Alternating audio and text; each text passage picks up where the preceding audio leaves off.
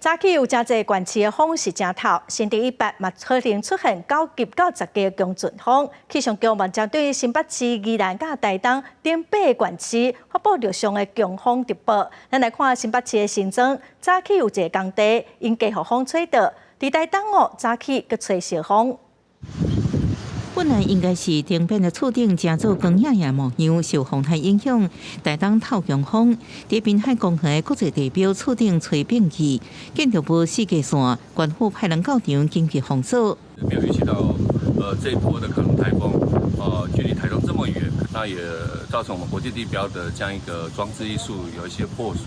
那现场我们会先做封锁。彰化市当地有名景点铁花川新竹路，单位的鸡啊挡不住强风。 超过10个布棚拢吹倒去，不止风势大，因为卡内外围环流顶降，台东车衫透早吹小风，真一路树倒去，树尾是龟头卡，工作人员赶紧来整理。很热啊，我们又不好做工作啊。哦。中风和台东传出灾情，搁往北的宜兰县五溪川外鹅冈区龟排围篱也吹倒去。基于安全上的考量，所以暂时先把围篱先检测掉，等到台风过后之后。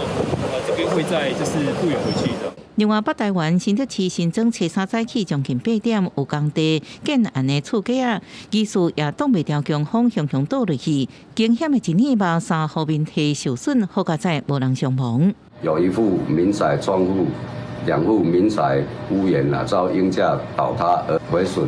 现场已在上午9点20分清除完毕。中度风台卡努带来强风造成灾情，新竹以北开出现9到10级的强阵风，包含新北、桃园、宜兰、台东等8县市。气象局也已经发布陆上强风特报，民众出外时阵一定要注意。记者综合报道。